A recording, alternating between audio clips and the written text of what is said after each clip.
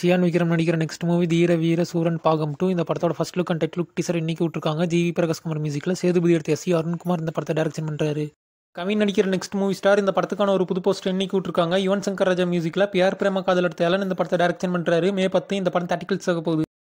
தேஜ் சாஜா நடிக்கிற next movie Mirai இந்த படத்துக்கான first look poster and glimpse video இன்னைக்கு விட்டுருக்காங்க. ஈகிள் எடுத்த கார்த்திக் கட்டமேனி இந்த படத்தை டைரக்ஷன் பண்ணுறாரு.